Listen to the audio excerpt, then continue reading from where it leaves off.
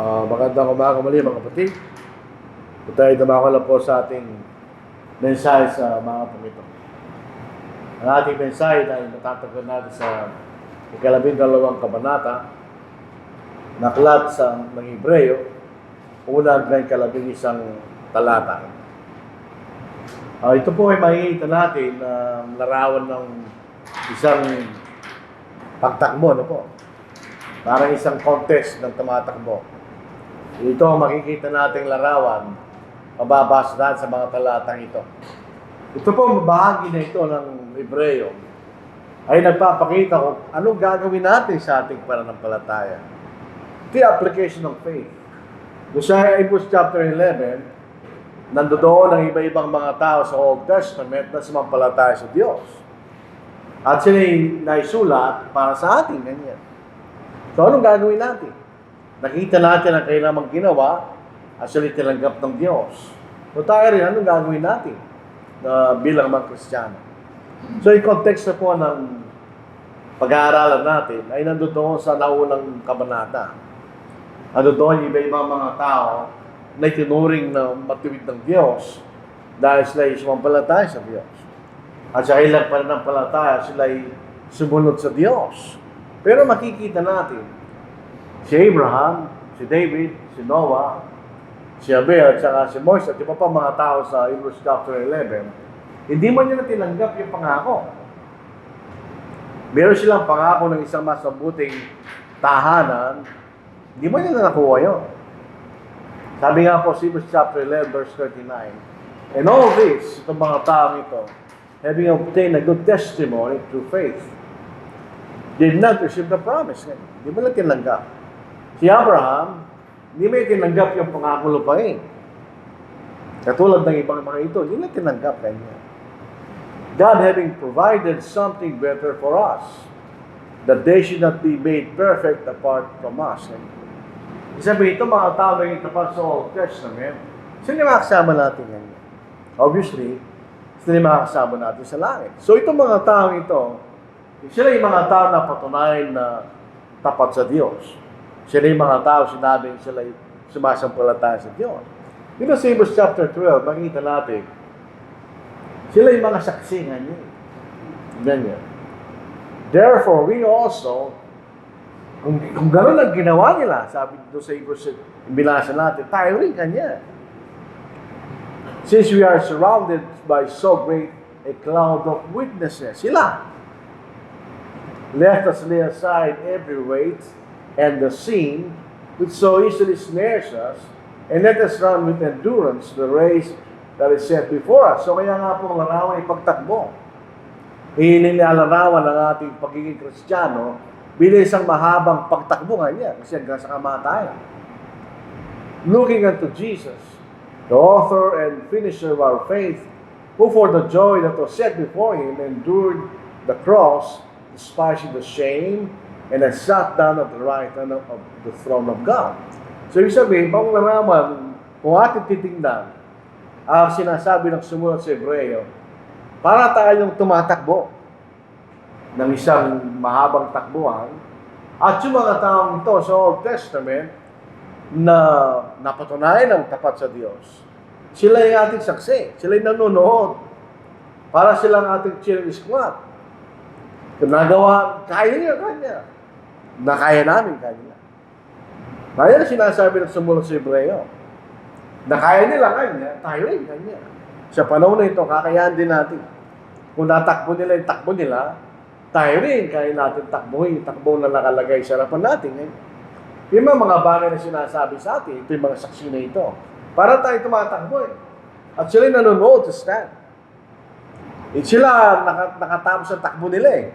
Tapos na yung race nila, tayo naman hindi pa. Andoon sila at parang nanonood sa atin. Parang gano'n makikita natin. Sinasabi nila, nagawa namin, kaya rin yung gawin, ganyan. Araw yung sinasabi nila, hindi ito malungkot na labanan. Hindi kayo nag-iisa kanya. Kasama namin kayo, dahil sila nagawa nila eh. Tayo hindi pa. Kasulukayon pa lang tayo tumatakbo. Parang ito isang athletic team ng isang bansa. Yung nakatapos ng tamakbo, nanonood na sila. At kasalukuyan tumatakbo, sila nag-cheer sa'yo. Kaya mo yan, ganyan. At naunawaan natin kung ano ang naranasan nila. Yung mga pagtitiis na ginanap ng mga nauna sa atin. Alam natin yun, ganyan. So, meron tayong pagkakaisa. Hindi tayo nag-iisa. Dahil nandoon yung mga tao niya. Tingnan po ninyo, isang dahilan ba't ako personal na naniniwala nang sumulat siyempre si Pablo. Dahil maraming mga bagay na common kay Pablo. Ito ginamit niyang larawan ng pagtakbo. Sa ibang mga sulat ni Pablo, ganun din. Ito sa 1 Corinthians chapter 9 at 24 to 27, ganun sabi niya. Tayo para kaya tayo nakikipag-contest. Hindi tayo nakikipag-contest na parang hindi tayo mananalo kanya. Tayo nakikipag-contest para tayo manalo kanya. Yun ang dahilan bakit yung ibang mga bansa ay nananalo sila, tayo hindi. Yung mga bansa, nananalo sila para sila manalo. Sa mga Pilipino, pag nakarating sa Olympics, anong sa kanila, basta makarating ka lang doon. So, hindi sila mananalo. Wala sa kaisipan nila na sila mananalo. So, hindi ka mananalo. Dito sa 9:24, hindi ba galing nyo nalalaman na mga nagsitakbo? Katulad ng sinasabi sa Hebrews chapter 12, sa takbuhan ay tumatakbong lahat. Ngunit isa lamang ang tumatanggap ng gantimpala. Magsitakbo kayo ng gayon upang magsipagtamo kayo. Hindi lang tayo basta tumatakbo kanya. So ang ating pagiging Kristiyano, hindi ka lang mag-Kristiyano kanya. Gusto mo magtagumpay. At ang bawat tao na nagkikipaglaban sa mga palaruan ay mapagpigil sa lahat ng mga bagay. Siyempre, disiplina yan.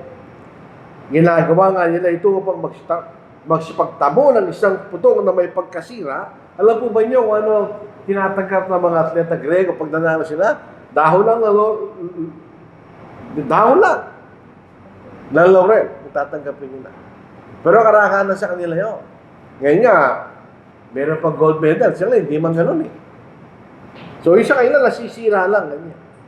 Ngunit tayo yaw walang pagkasira.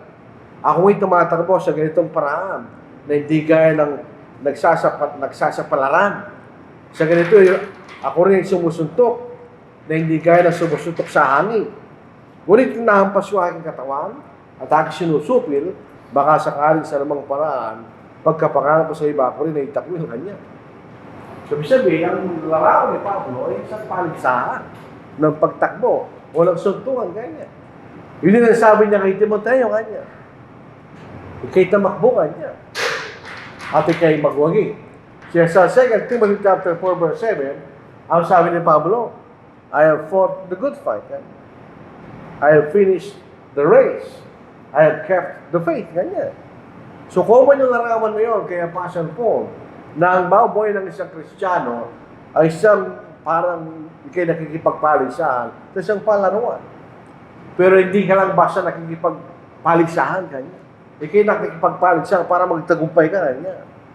Yun ang sinasabi sa atin sa kabanatang ito. Tayo tumatakbo para tayo magtagumpay kanya. Yun ang sinasabi niya. Pero meron tayong gagawin. Ang mga atleta, disiplina yan. Meron silang set na pagkain, meron silang mga bagay na hindi dapat gawin, at meron silang mga bagay na dapat nilang gawin. So, sino ito yung sinasabi rito? Meron tayo dapat alisin. Dito po sa, ano nga alisin? Yung bigat at yung kasalanan, ay, tulad ng binasa natin. Magkaiba yung dalawa, yung bigat at kasalanan. Ito yung dalawang magkaibang bagay. Ano yung bigat? So ito yung takbuhan na malayong takbuhan. So long distance race. Hindi pwede kang mabigat. Kapag kayo nagkipagtakbuhan ng mahabang takbuhan, hindi mo kailangan yung lakas. Ang kailangan mo resistensya. Kaya ikay magaan. So yung mga bigat. Ito yung mga bagay na hindi naman actually kasalanan sa kanilang sarili. Pero sila yung para bagang nagiging malaki sa ating pagtakbo. Ito ay mga bagay na gumagamit ng ating kaisipan at panahon para mawala ngayong kaisipan doon sa takbuhan mo. Kaya pansinin po natin, Sa mga atleta, pag sila yung nakikipagpaligsahan, kung may asawa ka, bawal yan. Ganyan. Hindi pwede. Bakit? Nalatalo ka, ganyan na. Yung pagkain, huwag ka muna kumain, ganyan. Ganyan lang kainin mo. Matatalo ka, ganyan. So ito yung mga bagay na hindi kasalanan, pero naging balakid sa atin, ganyan. Tingnan itong taong ito, laki ng katawan. Pagka kung siya'y tatama ng bola, mahirap at tumakbo yan. Napakabigat niya eh. Pero kung siya'y mas madali sa kanya. Hindi mo nga alam ba't matabayan eh. Karamihan ng mga atleta, hindi sila ganyan. Dahil makikita natin, pagka lalo kung nakikipagtakubuhan ng malayo, pag nagte-training sila, para lumakas sa kailang pa, naglalagay ng bigat, weights, sa panga nila. Pero sa mismo takbo, alisin nila yun. Dahil kailangan sila maging magaan at as light as possible para sila magkaroon ng endurance sa mahabang pagtakbo kanya. So sa mga Kristiyano ganun din, may mga bagay na dapat ating galasin kung ito'y naging lang sa ating pagiging Kristiyano kanya. Dahil actually, yun ang ating focus eh, na tayo maligtas. May mga bagay na bagay lang doon kanya. Kailangan nating alisin, sabi ng sumulat sa Hebreo. Ganun din, sinasabi, alisin natin yung kasalanan kanya. Yung kasalanan ito labag sa ating layunin na tayo maligtas. Dito po sa Efeso, yung 4 na kabanata, sa verse 20 hanggang verse 30, ito mahaba lang. Sabi rito ni Apostle Paul, but you have not so learned Christ. Kung sabihin, kung tayo Kristiyano, papatuloy tayo sa pagkakasala, hindi ganun, tutuloy nyo kay Kristo kanya. If indeed you have heard Him, and have been taught by Him. Actually, di naman tayo tinuruan ng ating Panginoon. Tinuruan tayo na nagturo sa atin. Pero tinuturo nila, ay tinuturo ng Panginoon. As the truth is in Jesus. Ano ang alisin natin? That you put off, or lay aside, concerning your former conduct, the old man, yung dating pagkatao kanya. Ano yung tao na yun? It's gross, corrupt, according to the deceitful lust. Ito yung mga taong nabubuhay sa mga makasalanang pagnanasa. Ano gagawin natin? And be renewed in the spirit of your mind. Napakahalaga lang ating kaisipan. Kung saan ang kaisipan mo, doon ang ginagawa mo. Kaya binabago ng Diyos sa pamagitan ng Ebanghelyo ang ating kaisipan. Pero ang ating kaisipan ay matuon sa mga bagay na mahalaga. And that you put on the new man. So itong old man, ito yung makasalanan, ito yung bagong tao. Ito yung Kristiyano kanya, which was created according to God. Binabalik ng Diyos yung dati. Na tayo nilalang sa larawan at kawawisan. In the righteousness and holiness. Yung sinusunod natin yung tama. Pag sinunod natin tama, tayo magiging banal. Yung salitang holiness, hindi ibig sabihin na wala ang kasalanan. Kaya umihiwalay sa kasalanan. Hindi ka na mabuhay sa pagkakasala, kundi maiwalay ka doon. Therefore, putting away lying, pagsisinungaling, let each one of you speak truth with his neighbor, for we are members of one another. Be angry and do not sin. Pwede tayo magad, di nagkakasala. Do not let the sun go down in your wrath, nor give place to the devil. Let him who stole steal no longer. May magnanakaw, huwag ka na magnakaw kanya. But rather let him labor, working with his hands what is good. So yung trabaho natin, yung ginagawa natin, tama. That we may have something to give him who has need. Ito pong salitang ito, very interesting, di ba? Hindi ka nagtatrabaho para sa sarili mo lang. Para meron kang maitulong sa kanya na nangangailangan kanya. So yung sabihin, kung hindi nagtatrabaho para sa sarili mo lang, walang spectacular doon. Ginagawa rin yung dating pagkatao yung kanya. Higit doon ang gagawin mo kanya, meron kang maibigay sa nangangailangan kanya. Let no corrupt word proceed out of your mouth, but what is good for necessary edification, that it may impart grace to the hearers. And do not grieve the Holy Spirit of God. By Him you are sealed for the day of redemption. Let our bitterness. Ito salitang ito, mapait, kapaitan. Maraming ibig sabihin niya. Kapaitan, galit, sakit ng loob, o yung isang mapait na karanasan, ganyan. Alisin mo yung ganyan. Wrath, anger, magkaparehong magkaiba yan. Yung wrath, yun mabagsik na galit. Yung anger, bisa nasa damdamin lang yan. Clamor, evil speaking, be put away from you. With all malice, lahat ng kasamaan, ganyan. So meron tayong alisin, di ba? Meron tayong ilalagay. And be kind to one another, sa mga Kristiyano, tender-hearted. Ito yung puso na parang katulad ng pagtingin mo sa isang bata. Isang sanggol, ganyan. Tender. Forgiving one another, even as God in Christ forgave you. So ito yung mga bagay na tinuro sa atin ng Panginoon. Lahat ng mga bagay na taliwas, kanya, mga kasalanan, alisin mo yung ganyan. Para tayo makatakbo ng maayos, makarating tayo at magtagumpay doon sa ating pupuntahan. Ganyan. Meron tayong alisin. So kung meron tayong alisin, meron tayong gagawin. Meron tayong alisin, negative yun, pero meron tayong gagawin. Tandaan natin, ito yung long distance run. What we can about this one, hanggang sa araw rin kamatayan. So, mahabang takbuhan yan. Pagka mahabang takbuhan, ako palagi ko sinasabi, paulit-ulit lang, yung mga long distance runner, payat yan. Maliit ang katawan at mataas. Magaan. Kaya ang mga world record ng mga long distance run ay taga-Africa. Yung mga tao hindi kumakain. Kasi magaan sila. Pero hindi ka lang magaan. Dapat meron ka resistensya kanya. Makakatapos na tayo yung takbuhan. Run with endurance. Ito, kung para ma-develop natin yung resistensya, kailangan magsanay. Yung nagtatakbo na matagal, mahaba, nagsasanay sila. Para ma-develop nila yung resistensya nila kanya. Pero tandaan natin, meron tayong kalaban. Ito yung si Satanas. Gagawin niya lahat ng mga bagay na magagawa niya, lahat ng balag para mahinto ka kanya. At hindi ka makarating sa finish line. So, kailangan natin ng resistensya. At yung pagsasanay, may tools. Meron kang gagamitin para magampanan mo yun. Hindi lang basta nakikitakbo na walang sistema. Meron tayong gagawin. May mga tools na gagawin natin. Tingnan po yung mga kapatid, babasahin natin ang 1 Corinthians chapter 4 verse 12. May sinasabi sa atin, para tayo makadevelop ng ating resistensya, makarating tayo sa tatakbuhin natin. At kami nagpapagal na nagsisigawa ng aming sariling mga kamay, bagamat inupasala at kami nagpapala, bagamat mga pinag-uusig, nagtitiis kami kanya. Yung sabi ni Pablo, kahit ano po mangyayari sa amin, nananatili pa rin kami sa aming takbo kanya, hindi kayo magbabago kanya. Katulad na nag-aral natin kanina.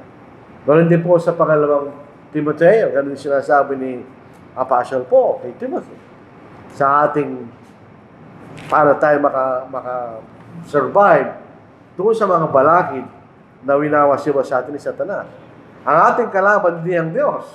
Ang kalaban natin si Satanas. Dahil ang Diyos gusto na tayo magtagumpay.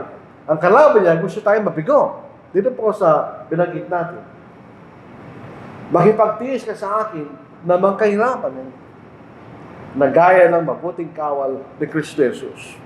Masinin natin ng isang sundalo. Para sa maging sundalo, napakabigat ng training yan. Para dadaan maging sundalo ka lang. So sabi niya, magkipagtiis sa akin ng kahirapan kanya, gaya ng isang mabuting kawal ni Kristo Jesus. Sino mang kawal na nasa pagkakawal ay hindi halubino sa mga bagay ng buhay na ito. Yun ang sinasabi niya sa una, yung mga bigat. Bisa na nawawala yung focus mo doon, napupunta ka doon, ganyan. Upang siya'y kalugdan niya o nagtala sa pagkakawal. At kung sino man ay makipaglaban naman sa mga laro, ay hindi pinapatungan maliban na kung makipaglaban matuwid kanya. Na tayo sumunod sa palatuntunan, sumunod tayo sa kalooban ng Diyos.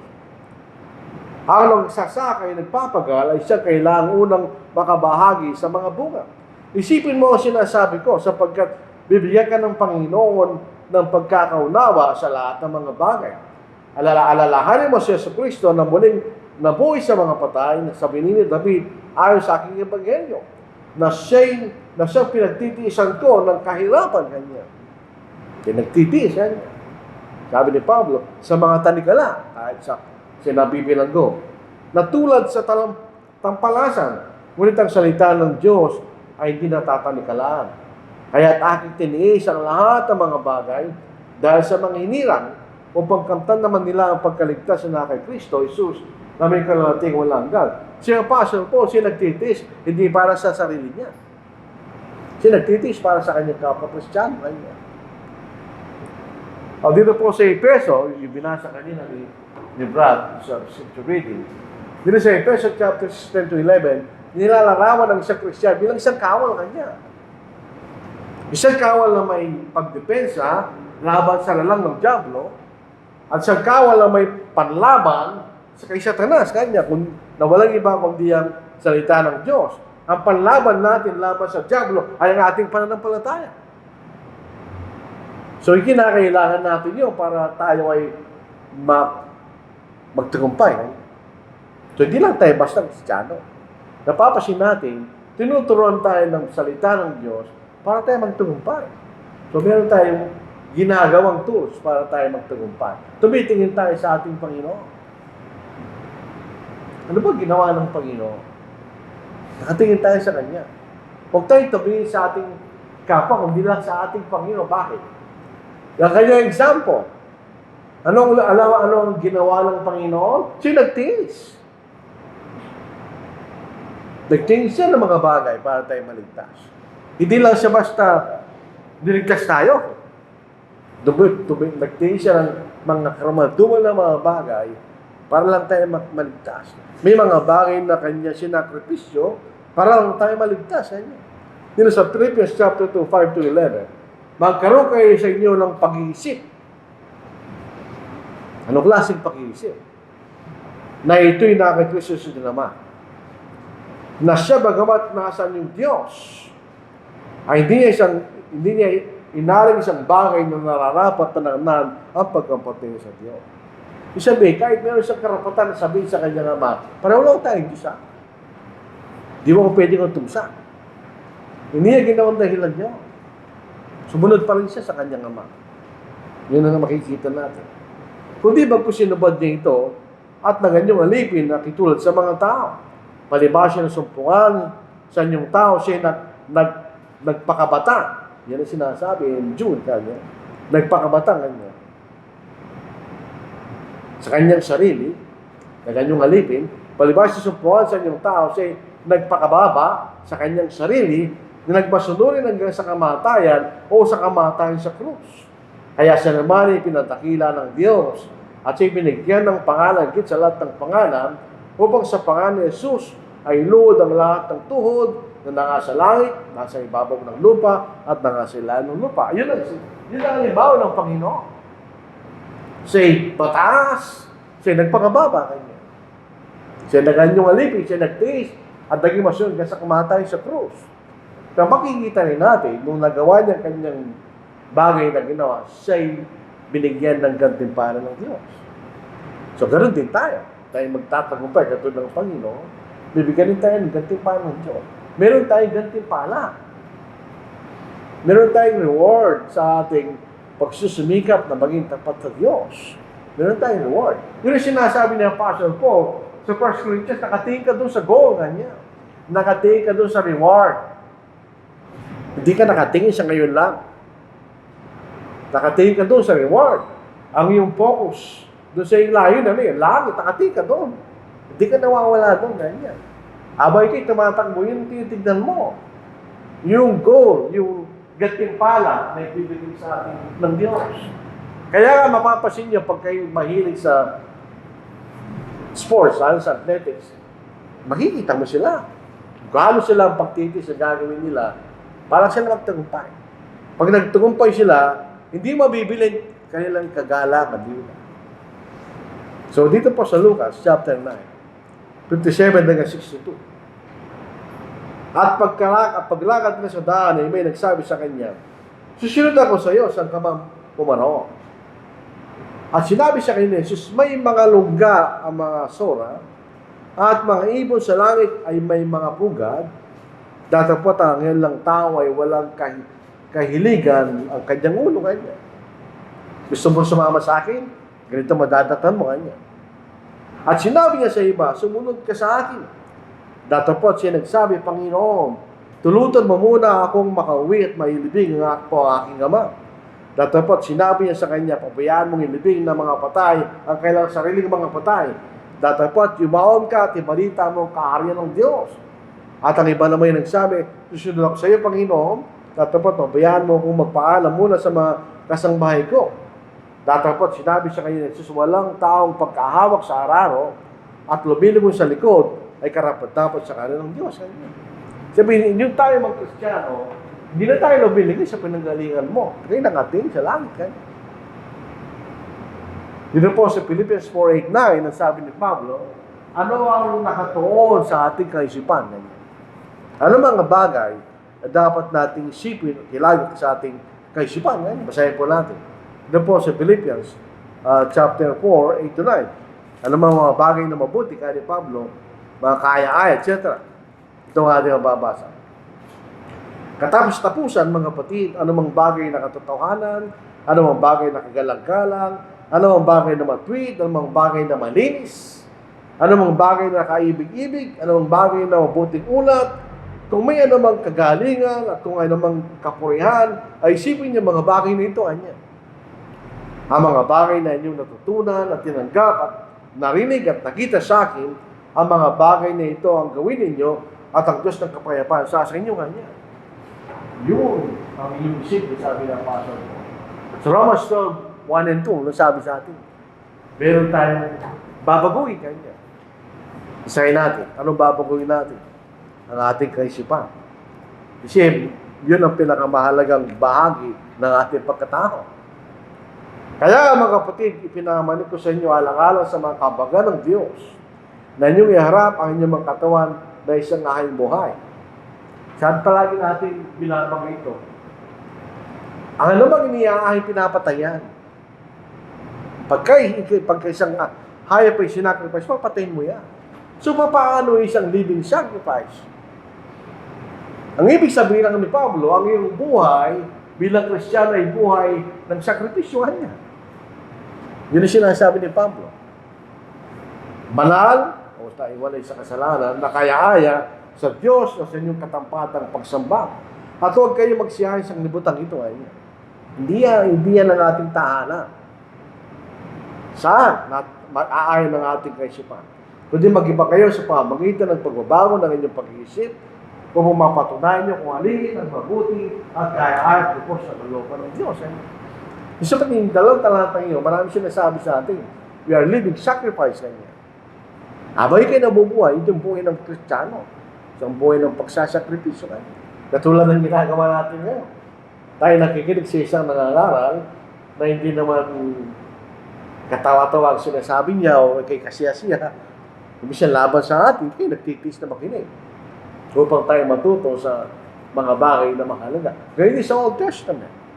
Babasahin natin ang Proverbs, chapter 4:22-27, para inulit yung binasa natin. Nangangailangan tayo ngayon nakatuon sa ating pupuntahan. Hindi tayo napupunta sa iba't ibang nawawala ang ating focus kanya. Nandoon. Tingnan mo si Jesus kanya. Nandoon sa kanyang focus kanya. Nailigtas tayo at nagawa ng Panginoon. Kaya din tayo. Tingnan natin siya kanya. Nagtagumpay siya nagkaroon ng timpala. Bakit? Nakapokus siya. May sakripisyo siya kanya. Siya naging masunurin kahit di kailangan. Para tayo maligtas. Ganoon din ang Kristiyano kanya. Nakapokus tayo doon sa ating reward, doon sa ating goal. Anong goal natin? Maging katulad natin ng Panginoon. Yun ang ating goal bilang mga Kristiyano. Ang ating pinaka-ideal, hindi yung kapwa natin Kristiyano, kundi ang ating Panginoon. Ang sino mang Kristiyano, hindi perfecto yan. Lahat ng tao may kailangan yan. Hindi ang ating Panginoon.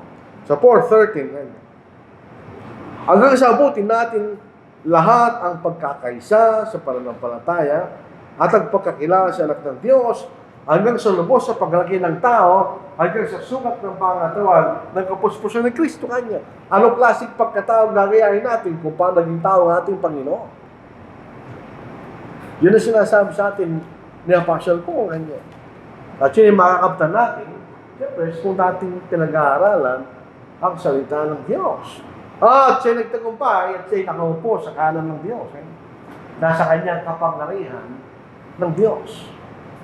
Dahil siya nagtagumpay, kanya doon sa kanyang gawain, siya nagtiis at nagtagumpay. Consider natin ang Panginoon. Bakit? Siya yung magsimula at nagtapos. Kanya.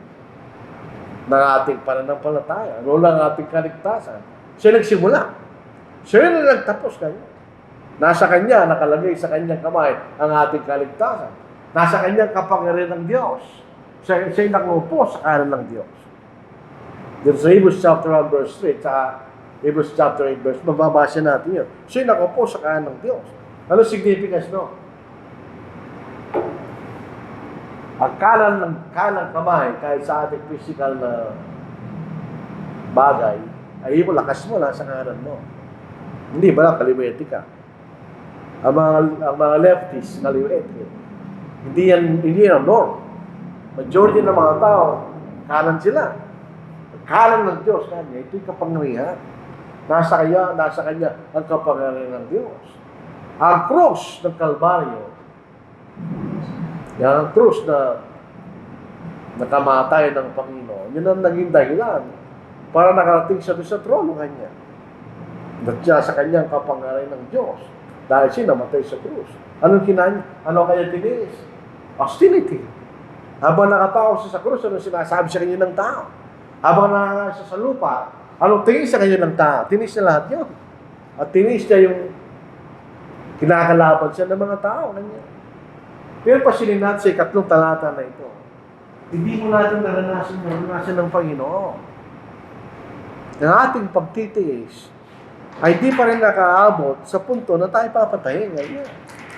Ginabasahin natin yung verse 3 para makita natin ang punto na ito. Ano po? Ito ang mababasa natin.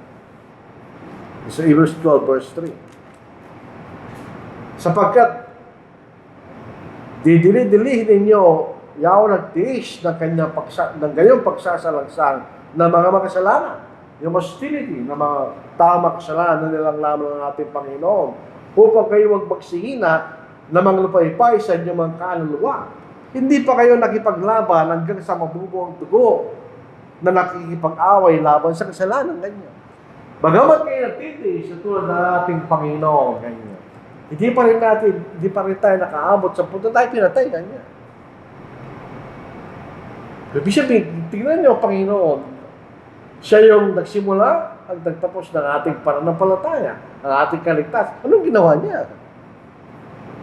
Ang dami niya tiniis kanya. Ganon din tayo kanya. Hindi tayo pwede magreklamo. Bakit?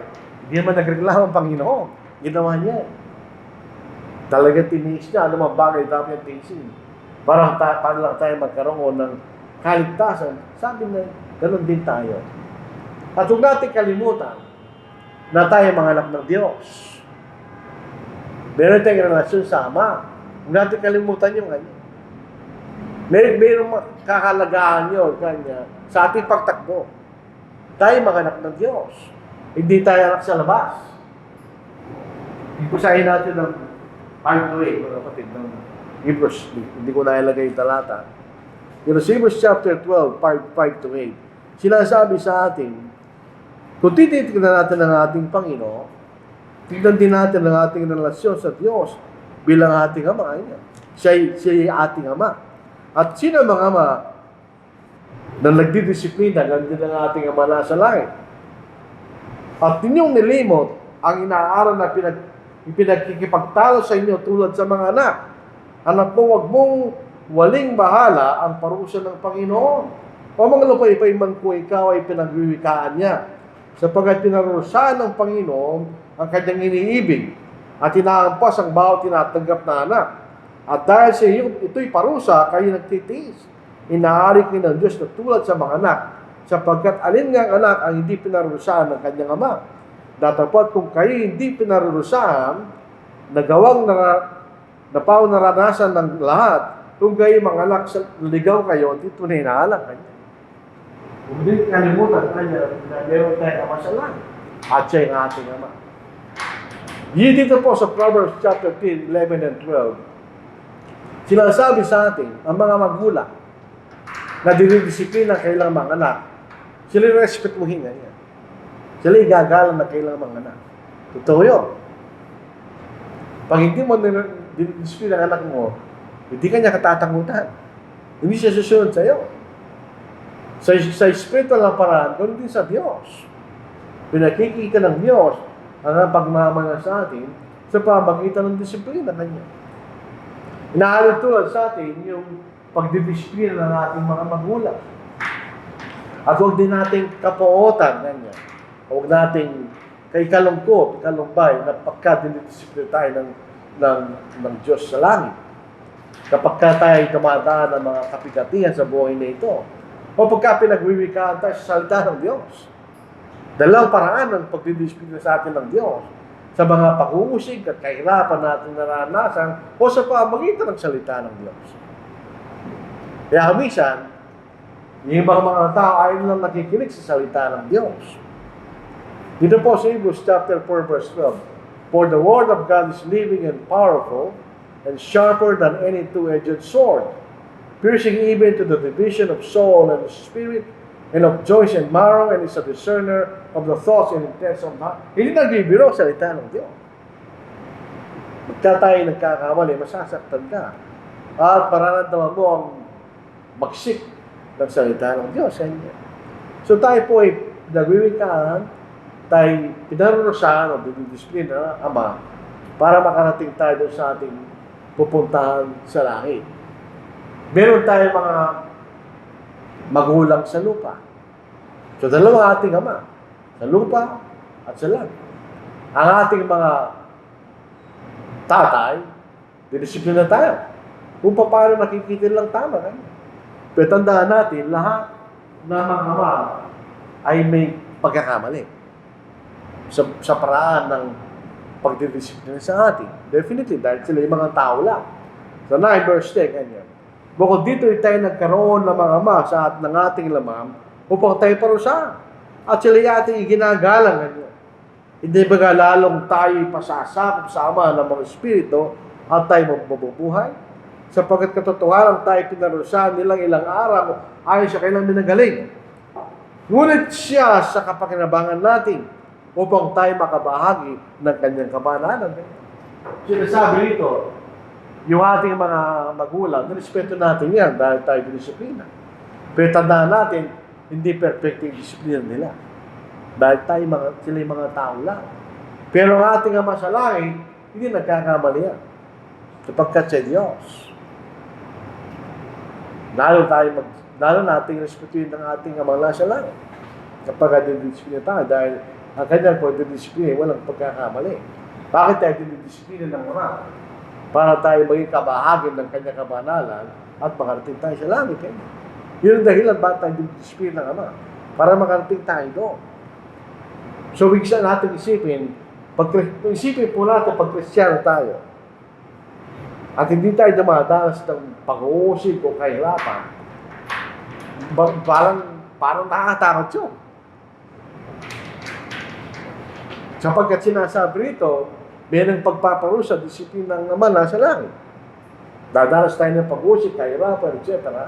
Sapagkat yan ang paraan ng kanyang pagdidisiplina sa atin, di ba? So, the more na dapat nating respetuhin ang Amang nasa langit sa mga bagay na kanyang ginagawa. So, ito sinasabi natin kanina.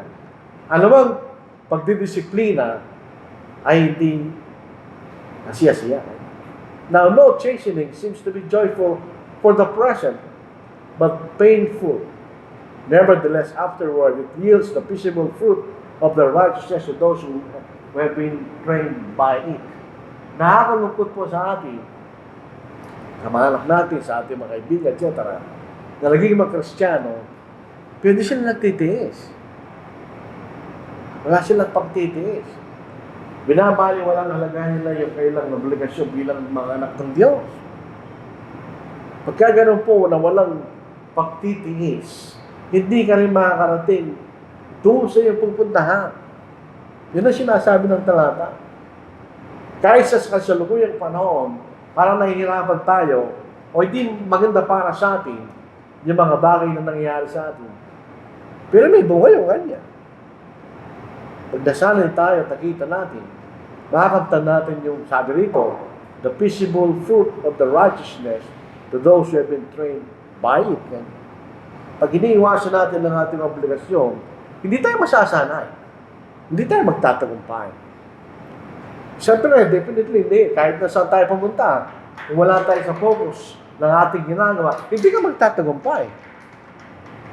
Kung nag-estudyante ka, iba-ibang ginagawa, hindi ka nag-aaral, paano ka magtatagumpay?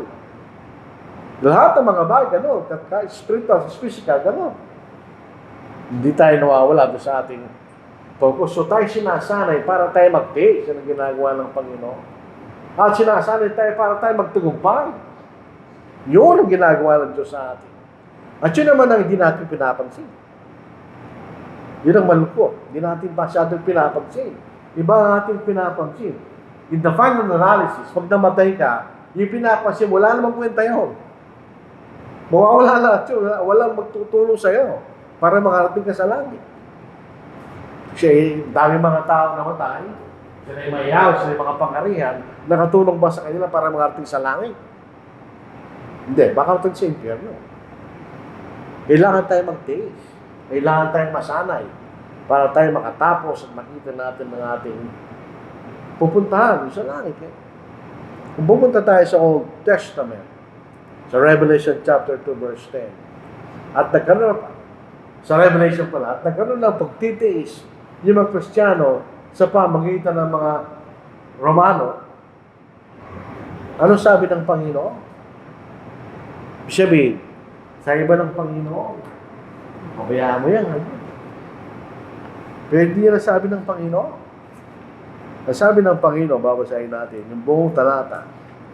Alam ng Panginoon na sila'y pag-uusigin. Alam rin ng panahon na sila'y papatayin. Ba't di pinagilan ng Diyos? Yan ang tinatanong ng mga tao. Kung talagang ang Diyos ay mapagmahal ng Diyos, ba't pinababayaan yung mga bagay na ito? Hindi na naintindihan ng Diyos pagka gano'n. Bakit mayroon kamatayan ngayon? Bakit mayroon pa mga sakit? Bakit mayroon pa mga kahirapan ng tao? Hindi na naintindihan ng Diyos.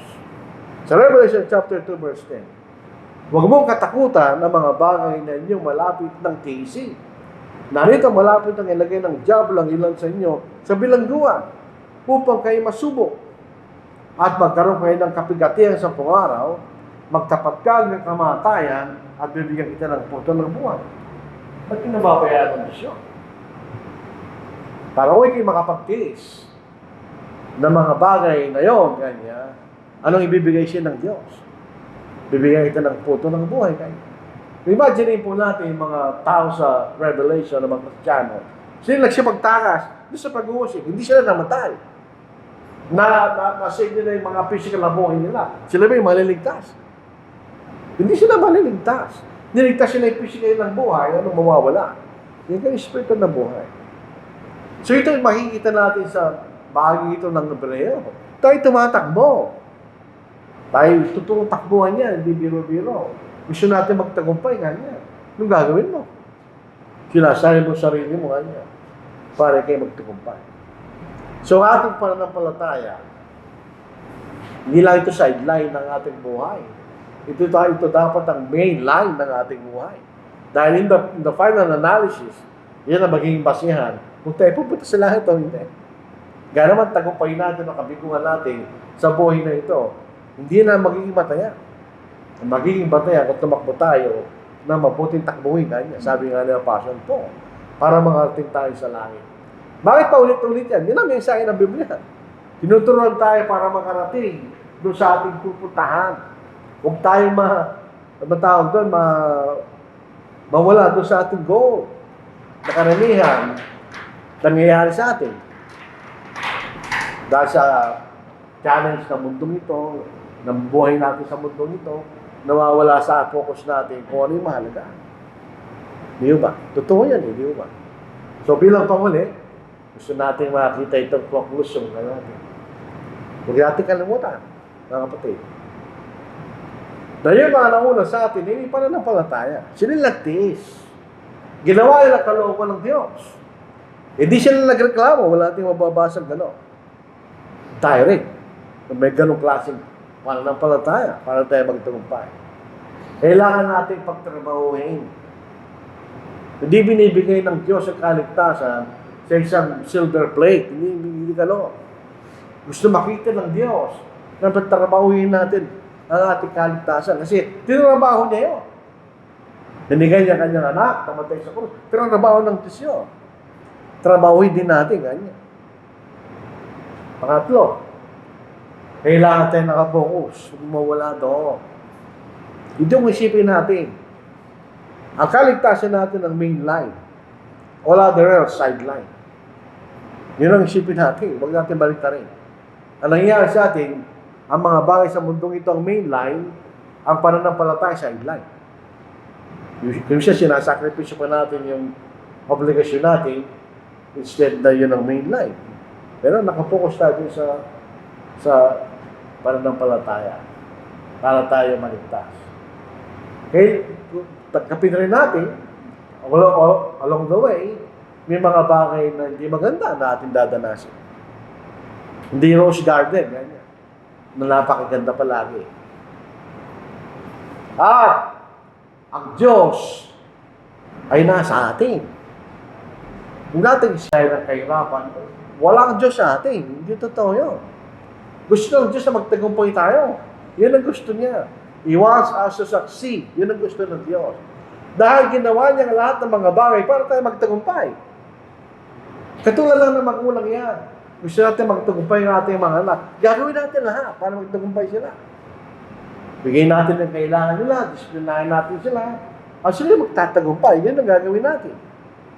Hindi natin gagawin ng mga bagay na masisira ng ating mga anak. Di ba? Hindi lang gagawin ng Diyos. Unang-una, sinugo niya ang kanyang anak para sa atin. Gano'ng kadali yun? Sa John chapter 1 verse 29, the next day, John saw Jesus coming toward him and said, "Behold, the Lamb of God who takes away the sin of the world." Kanya. Sinugo niya para mapatawad tayo sa ating mga kasalanan. At siya'y nakaupo sa kanan ng Diyos. Nasa kanyang kapangyarihan ng kaligtasan.